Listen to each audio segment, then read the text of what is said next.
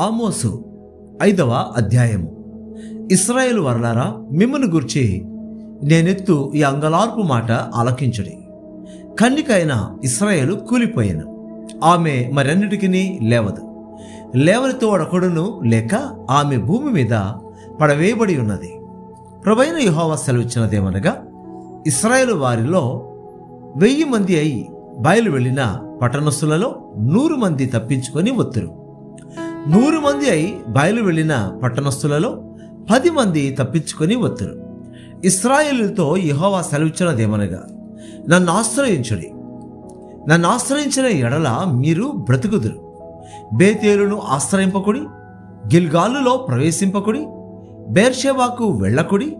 గిల్గాలు అవశ్యముగా చెరపట్టబడిపోవను, బేతేలు శూన్యమగను. యెహోవాను ఆశ్రయించుడి, అప్పుడు మీరు బ్రతుకుదురు.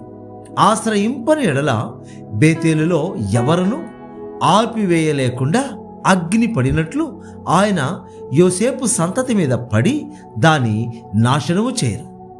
న్యాయమును అన్యాయములకు మార్చి నీతిని నేలను పడవేయి వారలారా.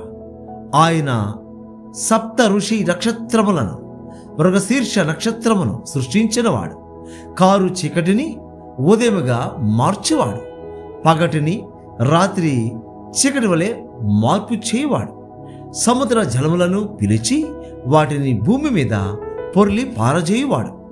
ఆయన పేరు యెహోవా.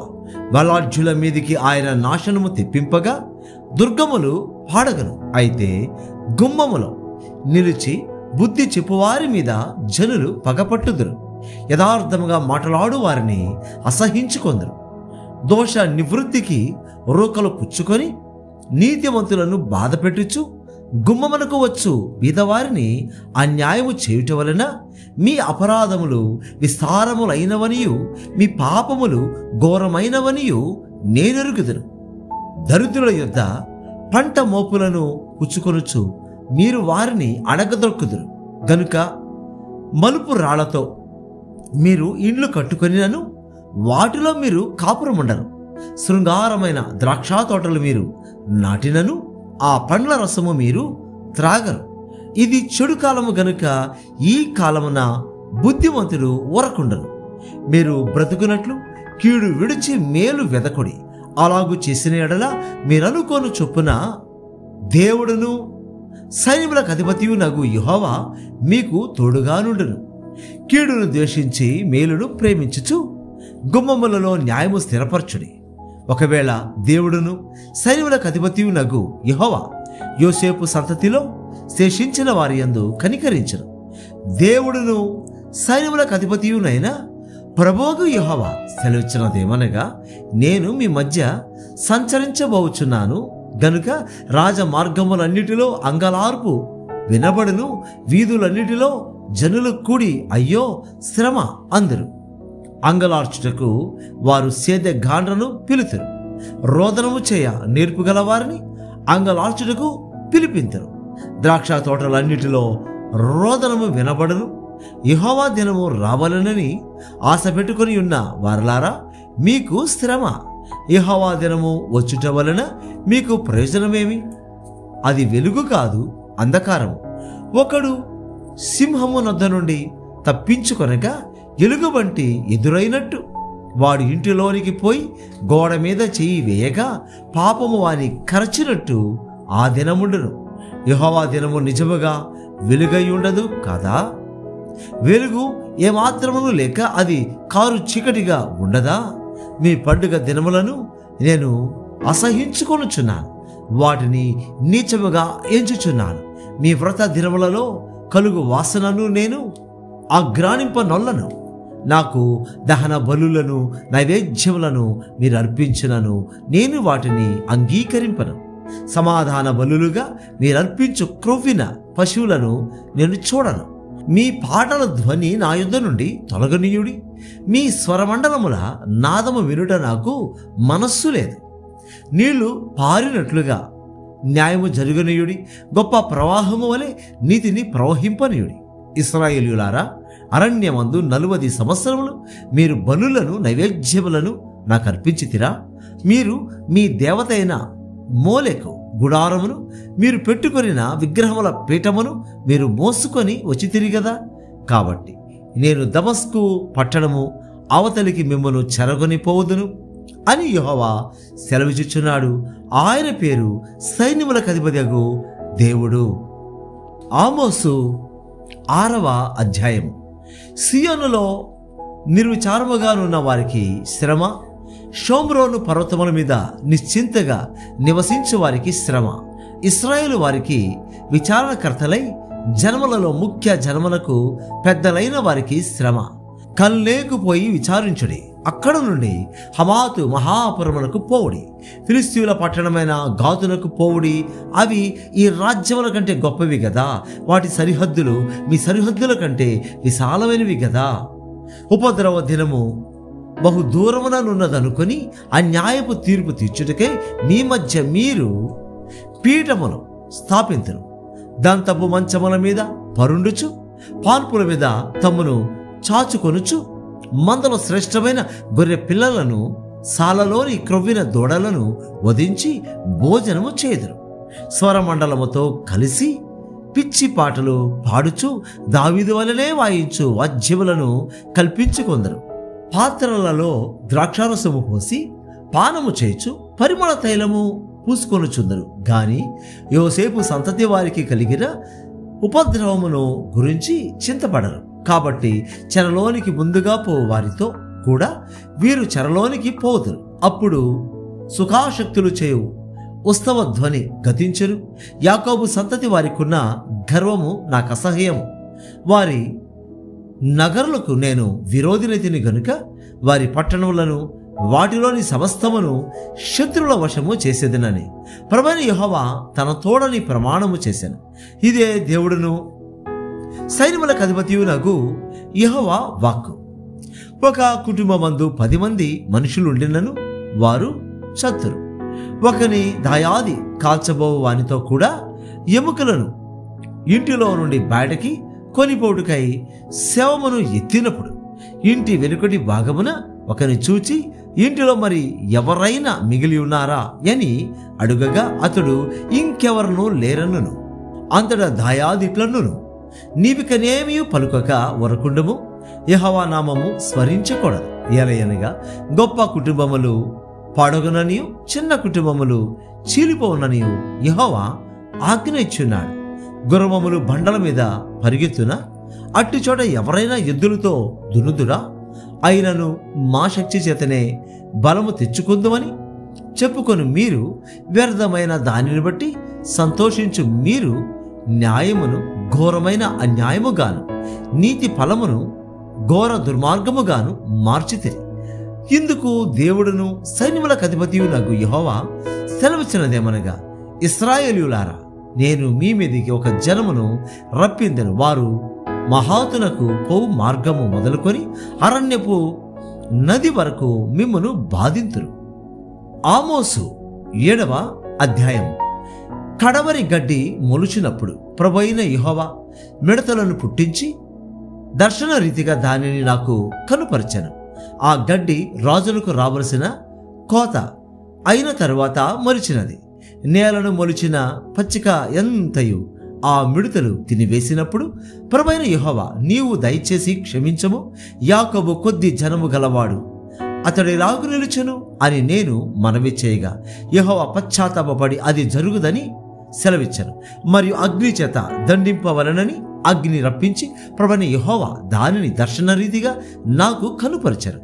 అది వచ్చి అగాధమైన మహాజలమును మింగివేసి స్వాస్థ్యమును మింగ మొదలుపెట్టినప్పుడు ప్రభువైన యెహోవా, యాకోబు కొద్ది జనమగలవాడు, అతడేలాగు నిలుచును మానివేయుమని నేను మనవి చేయగా ప్రభువైన యెహోవా పశ్చాత్తాపపడి అది జరుగదని సెలవిచ్చాను. మరియు యెహోవా తాను మట్టపు గుండు చేత పట్టుకొని గుండు పెట్టి చక్కగా కట్టబడిన యొక్క గోడ మీద నిలబడి ఇట్లు దర్శన రీతిగా నాకు కనుపరిచారు. యెహోవా, ఆమోసు, నీకు కనబడుచున్నదేమని నన్ను అడుగగా నాకు మట్టపు గుండు కనబడుచున్నదని నేనంటిని. అప్పుడు యెహోవా సెలవిచ్చినదేమనగా, నా జనులకు ఇశ్రాయేలుల మధ్యను మట్టపు గుండు వేయబోచున్నాను. నేనికను వారిని దాటిపోను. ఇస్సాకు సంతతి వారు ఏర్పరిచిన ఉన్నత స్థలములు పాడైపోవును, ఇశ్రాయేలుల ప్రతిష్ఠిత స్థలములు నాశనమగును. నేను ఖడ్గము చేత పట్టుకొని యరొబాము ఇంటి వారి మీద పడుదును. అప్పుడు బేతేలులోని యాజకుడైన అమాజ్య ఇశ్రాయేలు రాజైన యరొబామునకు వర్తమానము పంపి, ఇశ్రాయేలుల మధ్య ఆమోసు నీ మీద కుట్ర చేయుచున్నాడు, యరొబాము ఖడ్గము చేత చచ్చుననియు ఇశ్రాయేలీలు తమ దేశమును విడిచి చెరలోనికి పోదురనియు ప్రకటించుచున్నాడు. అతని మాటలు దేశము సహింపజాలదు అని తెలియజేశాను. మరియు అమాజ్య ఆమోసుతో ఇట్లనెను, దీర్ఘదర్శి తప్పించుకొని యూదా దేశమునకు పారిపోము, అచ్చటనే భత్యము సంపాదించుకొను, అచ్చటనే నీ వార్త ప్రకటించము. బేతేలు రాజుక ప్రతిష్ఠిత స్థలము, రాజధాని పట్టణమయ్యున్నందున నీవికను దానిలో నీ వార్త ప్రకటన చేయకూడదు. అందుకు ఆమోసు అమజ్యాతో ఇట్లనేను, నేను ప్రవక్తనైనను కాను, ప్రవక్త యొక్క శిష్యుడనైనను కాను, కాని పశుల కాపరినై మేడి పండ్లు ఏరుకొని వాడను. నా మందలో నేను కాచుకొనుచుండగా యెహోవా నన్ను పిలిచి, నీవు పోయి నా జనులకు ఇశ్రాయేలు వారికి ప్రవచనము చెప్పుమని నాతో సెలవిచ్చాను. యెహోవా మాట ఆలకించము. ఇశ్రాయేలులను గూర్చి ప్రవచింపకూడదనియు ఇస్సాకు సంతతి వారిని గూర్చి మాట జారవ విడవకూడదనియు నీవు ఆజ్ఞ ఇచ్చుచున్నావే. యెహోవా సెలవిచ్చినదేమనగా, నీ భార్య పట్టణమందు వేసేయగను, నీ కుమారులను కుమార్తెలను ఖడ్గము చేత కూలుదురు, నీ భూమి నూలు చేత విభాగింపబడును, నీవు అపవిత్రమైన దేశమందు చతువు అవశ్యముగా ఇశ్రాయేలీలు తమ దేశము విడిచి చెరగొనబడుదురు. ఆమోసు 8వ అధ్యాయము. మరియు ప్రభువైన యెహోవా దర్శన రీతిగా వేసవి కాలపు పండ్ల గంప ఒకటి నాకు కనుపరచి, ఆమోసు నీకు కనబడుచున్నదేమని నన్ను అడుగగా, వేసవి కాలపు పండ్ల గంప నాకు కనబడుచున్నదని నేనంటిని. అప్పుడు యెహోవా నాతో సెలవిచ్చినదేమనగా, నా జనులకు ఇశ్రాయేలులకు అంతము వచ్చేయున్నది, నేనికను వారిని విచారణ చేయక మానను. ప్రభువైన యెహోవా సెలవిచ్చినదేమనగా, మందిరములో వారు పాడు పాటలు ఆ దినమున ప్రలాపములగును, శవములు లెక్కకు ఎక్కువగను, ప్రతి స్థలమందును అవి పారవేయబడును. ఊరకుండడి, దేశమందు బీదలను మింగివేయను, దరిద్రులను మాపివేయను. కోరువారలారా, తూము చిన్నదిగాను రూపాయి ఎక్కువదిగాను చేసి దొంగ త్రాసు చేసి మనము ధాన్యమును అమ్మునట్లు, అమావాస్య ఎప్పుడై పోవునో మనము గోధుమలను అమ్మకము చేయునట్లు, విశ్రాంతి దినము ఎప్పుడు గతించి పోవునో అని చెప్పుకొని వారలారా, దరిద్రులను వెండికి కొనునట్లును, పాదరక్షకులనిచ్చి బీదవారిని కొనునట్లును చచ్చు ధాన్యమును మనము అమ్ముదము. రండని విశ్రాంతి దిన ఎప్పుడైపోవునో అని చెప్పుకుని వారలారా, ఈ మాట ఆలకించడి. యాకోబు యొక్క అతిశయాస్పదము తోడని యెహోవా ప్రమాణము చేయునదేమనగా, వారి క్రియలను నేనెన్నడను మరువను. ఇందును గూర్చి భూమి కంపించదా, దాని నివాసులందరూ అంగలార్చరా, నైలు నది పొంగునట్లు భూమి అంతయు ఉబుకును. ఐగుప్తు దేశపు నైలు నది వలె అది ఉబుకును, మిస్రయీము దేశపు నది వలె అది అణగిపోవును. ప్రభువైన యెహోవా సెలవిచ్చినదేమనగా, ఆ దినమున నేను మధ్యాహ్న కాలమందు సూర్యుని అస్తమింపజేయుదును, పగటి వేళను భూమికి చీకటి కమ్మ చేయుదును. మీ పండుగ దినములను దుఃఖ దినములుగాను, మీ పాటలను ప్రలాపములుగాను మార్చుదును. అందరినీ మొలల మీద గోరిపెట్ట కట్టుకొన చేయుదును, అందరి తలలు జోడి చేసేదను. ఒకనికి కలుగు ఏకపుత్ర శోకము వంటి ప్రలాపము నేను పుట్టిందును. దాని అంచె దినము ఘోరమైన శ్రమ దినముగా ఉండను. రాబో దినములందు దేశములో నేను క్షామము పుట్టింతును. అది అన్న పానములు లేకపోవుట చేత కలుగు క్షామము కాక, యెహోవా మాటను వినకపోవుట వలన కలుగు క్షామముగా ఉండను. ఇదే యెహోవా వాక్కు. కాబట్టి జనులు యెహోవా మాట వెతకుటకై ఈ సముద్రం నుండి ఆ సముద్రం వరకును, ఉత్తర దిక్కు నుండి తూర్పు దిక్కు వరకును సంచరించదురు గాని అది వారికి దొరకదు. ఆ దినముందు చక్కని కన్యలను యవనులను దప్పి చేత సొమ్మసిలుదురు.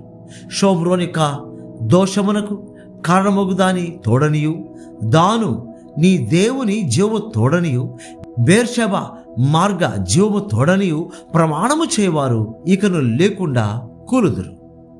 ఆమోసు 9వ అధ్యాయము. యెహోవా బలిపీఠమునకు పైగా నిలిచి ఉండట నేను చూచితిని. అప్పుడు ఆయన నాకు ఆజ్ఞ ఇచ్చినదేమనగా, గడపలు కాలిపోవునట్లుగా పై కమ్ములను కొట్టి వారందరి తలల మీద వాటిని పడవేసి పగులగొట్టుము. తరువాత వారిలో ఒకడును తప్పించుకొని వారిలో ఎవడను బ్రతకకుండను నేను వారినందరినీ ఖడ్గము చేత వధింతును. వారు పాతాళములో చొచ్చిపోయినను అచ్చటి నుండి నా హస్తము వారిని బయటికి లాగును. ఆకాశమునకెక్కి పోయినను అచ్చటి నుండి వారిని దింపి తెచ్చెదను. వారు కర్మెలు పర్వత శిఖరమున దాగినను నేను వారిని వెదకి పట్టి అచ్చటి నుండి తీసుకొని వచ్చేదను. నా కన్నులకు కనబడకుండా వారు సముద్రములో మునిగినను అచ్చటి సర్పమునకు నేను ఆజ్ఞ ఇత్తును. అది వారిని కరచును. తమ శత్రువుల చేత వారు చెరపట్టబడినను అచ్చట నేను ఖడ్గమునకు ఆజ్ఞ ఇత్తును. అది వారిని హతము చేయను. మేలు చేటుకు కాదు, కీడు చేటుకే నా దృష్టి వారి మీద నిలుపుదు. ఆయన సైన్యములకు అధిపతియగు యెహోవా. ఆయన భూమిని మొత్తగా అది కరిగిపోవును. అందులోని నివాసులందరూ ప్రలాపింతురు. నైలు నది వలనే అది ఎంతయు ఉబుకుచుండను. ఐగుప్తు దేశపు నైలు నది వలనే అది అణగిపోవును. ఆకాశమందు తన కొరకై మేడగదులు కట్టుకొనివాడును, ఆకాశమండలమునకు భూమి యందు పునాదులు వేయివాడును ఆయనే. సముద్ర జలములను పిలిచి వాటిని భూమి మీద ప్రవహింపజేయవాడును ఆయనే. ఆయన పేరు యెహోవా. ఇశ్రాయేలులారా, మీరును కూషీయులను నా దృష్టికి సమానులు కారా? నేను ఐగుప్తు దేశములో నుండి ఇశ్రాయేలును, కస్తోరు దేశము నుండి ఫిలిస్తీయులను, కీరు దేశములో నుండి సిరియనులను రప్పించితిని. ప్రభువైన యెహోవా కన్ను ఈ పాపిష్టి రాజ్యము మీదనున్నది. దానిని భూమి మీద ఉండకుండా నాశనము చేతును. అయితే యాకోబు సంతతి వారిని సర్వనాశనము చేయక విడిచిపెట్టెదను. ఇదే యెహోవా వాక్కు. నేను ఆజ్ఞ ఇయ్యగా ఒకడు ధాన్యము జల్లెడతో జల్లించినట్లు ఇశ్రాయేలులను అన్య జనులందరిలో జల్లింతును గాని ఒక చిన్న గింజైన నేల రాలదు. ఆ కీడు మనలను తరిమి పట్టదు, మన యొద్దకు రాదు అని నా జనులలో అనుకొను. పాపాత్ములందరూ ఖడ్గము చేత చత్తురు. పడిపోయిన దావీదు గుడారమును ఆ దినమున నేను లేవనెత్తి దాని గోడను బాగుచేసి దాని పోయిన చోట్లను బాగుచేసి ఎదోము శేషమును నా నామము ధరించిన అన్ని జనులందరినీ నా జనులు స్వతంత్రించుకున్నట్లు పూర్వపు రీతిగా దానిని మరల కట్టుదును. ఇలాగు జరిగించు యెహోవా వాక్కు ఇదే. రాబో దినములలో కోయివారు దున్నువారి వెంటనే వత్తురు, విత్తనము చల్లువారి వెంటనే ద్రాక్ష పండ్లు త్రొక్కువారు వత్తురు. పర్వతముల నుండి మధురమైన ద్రాక్షారసము స్రవించును, కొండలన్నీ రసధారలగును. ఇదే యెహోవా వాక్కు.